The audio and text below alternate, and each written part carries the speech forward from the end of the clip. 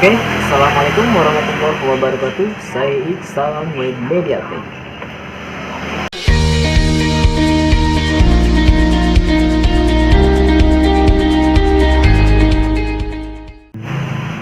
Hai, apa kabar teman-teman semua? Semoga sehat-sehat selalu. Amin ya Allah ya rabbal alamin. Baik, di video kali ini saya akan mencoba untuk melakukan direct eMMC untuk menghilangkan pola di handphone Oppo A31. Bisa dikenal kita untuk tipenya itu serinya. Sebentar saya cek serinya di sini.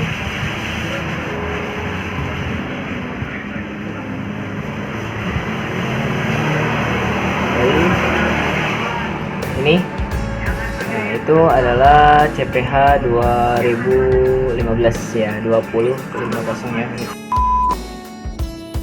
Direct eMMC untuk menghilangkan pola pada handphone ini. Oke, untuk videonya, untuk tutorialnya itu bisa teman-teman simak video ini sampai selesai. Check it out. Baik, ini untuk handphonenya itu coba kita kerjakan menggunakan eMMC Toolbox IUP eMMC Toolbox, dan kita cek terlebih dahulu memastikan bahwa handphone ini memang benar-benar CPH 2015 atau bisa dikenal sebagai Oppo A31. Dapat dilihat untuk versionnya, untuk tipe dari handphone ini ada. Setelah dipastikan handphone ini memang Oppo A31, maka akan dilakukan pembongkaran pada handphone Oppo ini. Untuk melakukan pembongkaran, teman-teman pastikan handphone dalam posisi mati.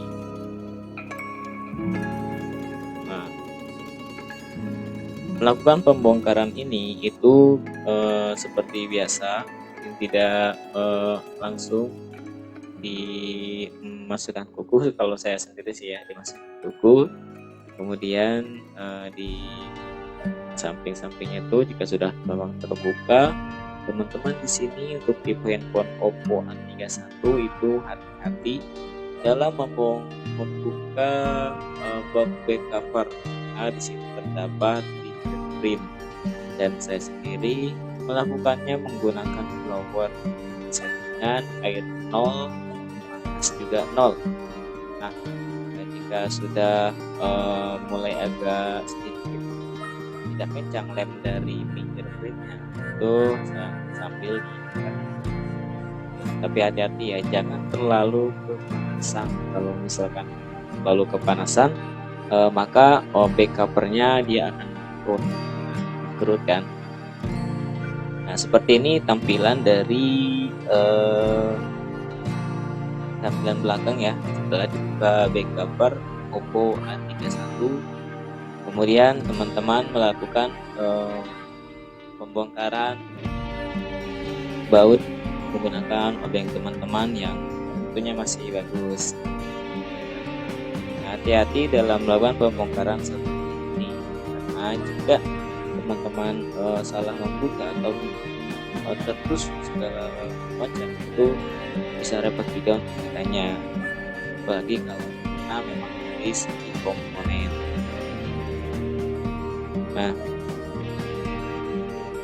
Kita lepaskan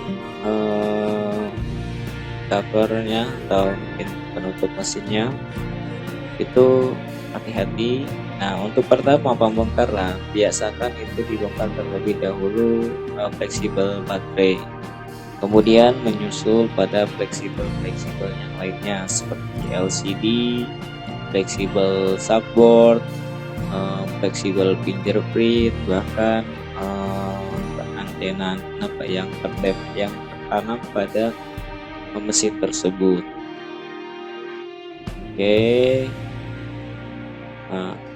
Kemudian di sini, karena kita menggunakan direct eMMC, dan pastikan terlebih dahulu bahwa mesinnya itu tidak tertempel komponen-komponen seperti fingerprint maupun kamera. Karena kalau misalkan tertempel, takutnya kameranya menjadi terkena debu, buram, kan nggak enak ke customer. Masa cuman ke buka pin pola, kameranya bisa buram tuh.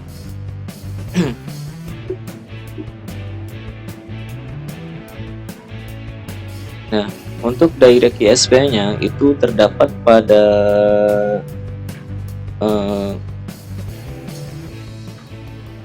ya, titik ISP-nya itu terdapat pada di bagian IC MMC. Itu nggak beda jauh ya, cuman samping di bawah sih, di bawah IC MMC terdapat 3 titik.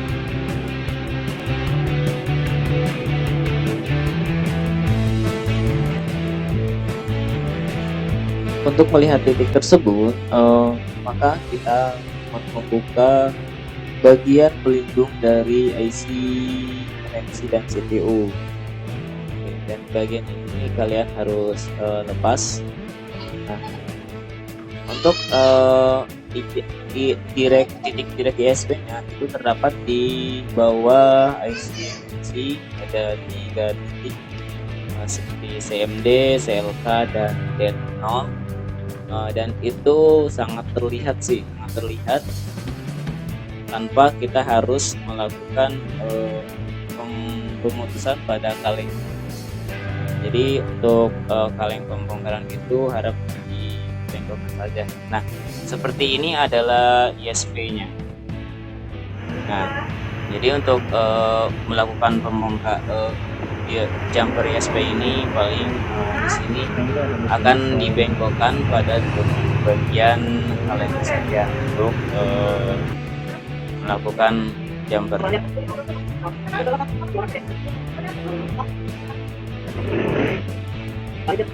Three days later. Nah, ini adalah hasil setelah jumper. Kemudian tadi kita sudah menjumper pada bagian mesin. Selanjutnya kita jumper di ISP pada UV. Nah, di sini menggunakan 4 kabel jumper seperti CMD0, CMD, CLK, dan ground saja. Nah, untuk PCC dan PCK saya untuk di handphone Oppo itu saya berbiasakan menggunakan USB. Karena saya bilang lebih praktis dan tidak memakan banyak kabel jumper. Nah, setelah melakukan jumper pada ISP-nya, itu teman-teman bisa lakukan pemasangan di bagian bagian USB. Itu tempelkan pada motherboard, pada mesinnya. Kemudian untuk ISP-nya itu kita pasangkan pada box UV. Nah, harap hati-hati karena untuk jumperan ini rawan putus. Nah, oke, setelah itu USB-nya itu kita tancapkan pada handphone tersebut agar PCC dan PCC-nya itu dapat terbaca di UV atau di aplikasi UV tersebut ya. Oke, lanjut ke komputer. Nah, di sini untuk seri handphone Oppo terbaru saya menggunakan UV version yang terbaru 1818. Kenapa saya menggunakan terbaru? Karena UV terbaru itu terdapat Oppo Master. Nah, di Oppo Master dia terdapat beberapa pilihan, ada 4 pilihan seperti data with data only, with data dan app, sampai ke format. Setelah terbuka untuk aplikasinya, maka di sini kita akan centang terlebih dahulu direct ISP. Kemudian kita identifikasikan, setelah sambung kita lakukan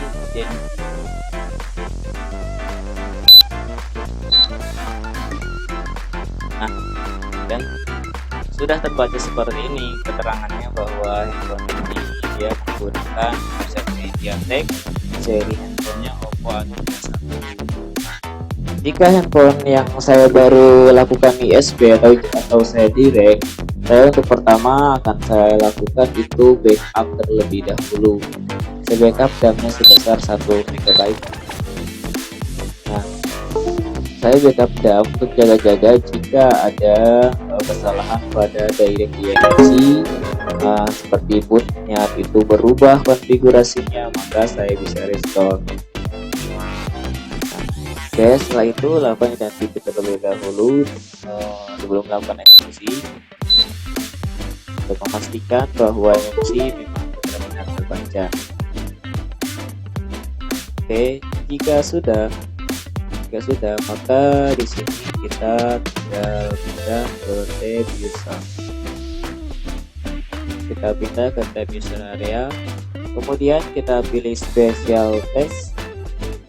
Saya pilih special test dan kemudian kita pilih Oppo Master. Di sini saya menggunakan with data only, kemudian dia akan with data only. Jika lanjut di klik FR Button.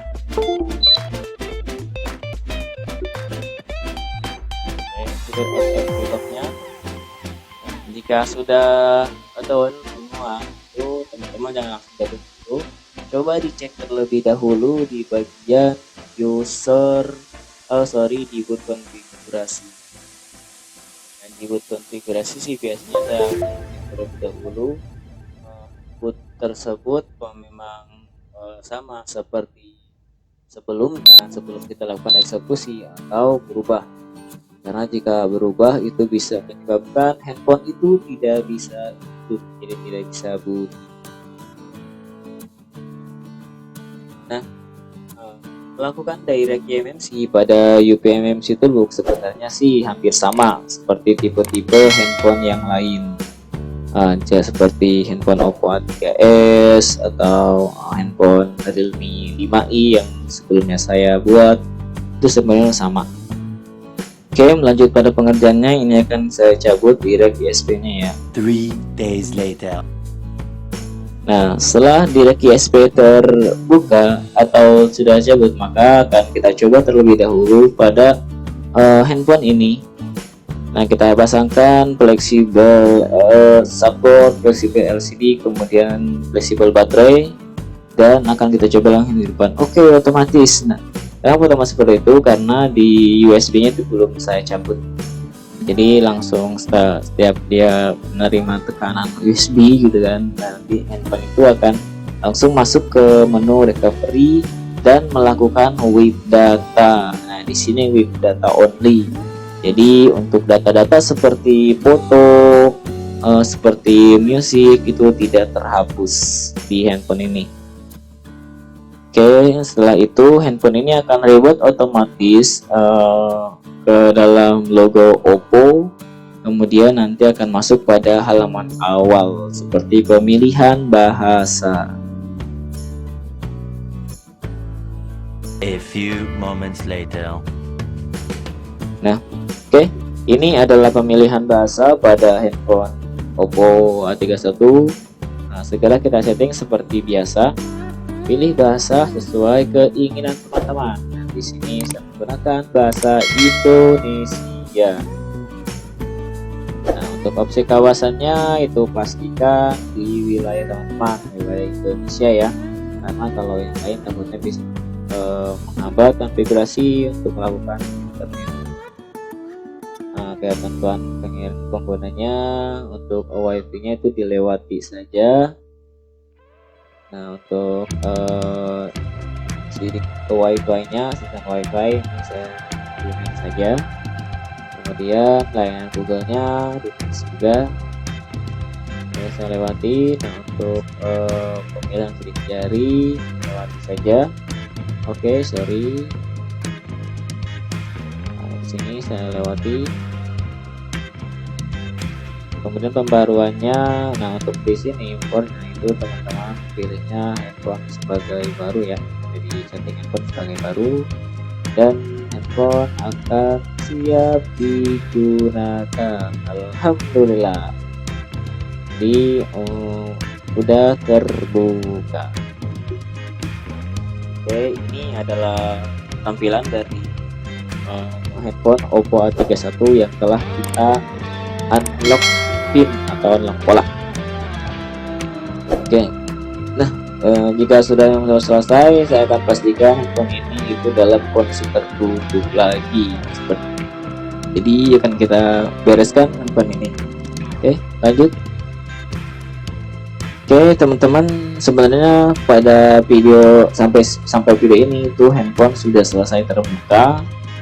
Maka jika ada kendala atau mungkin pertanyaan, itu bisa tanyakan di seputar komentar.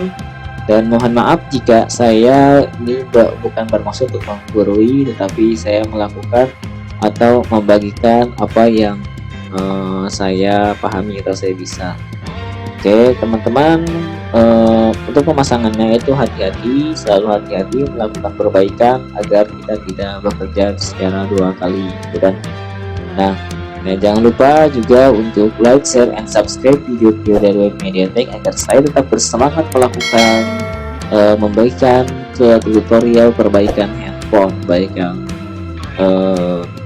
pola ataupun apa yang pernah saya kerjakan dan saya suka yang saya akan bagikan. Oke. Nah, untuk pada handphone Oppo ini sebenarnya banyak jika memang MMC menggunakan handphone menggunakan MMC, saya sih biasanya menggunakan UPI. Oke, menggunakan UPI. Tapi kalau yang handphone itu dia UPS, guru-guru saya itu menggunakan yang support dengan UPS seperti isi JPG, tapi tidak menutup kemungkinan juga untuk UPI bisa support menggunakan UPS. Kita tunggu aja mungkin di forum UPI. Oke, demikian video ini. Jika ada kesalahan saya mohon maaf, dan jika ada pertanyaan bisa lakukan di kolom komentar. Oke, demikian. Wabillahi taufiq wal hidayah. Wassalamualaikum warahmatullahi wabarakatuh. See you next video.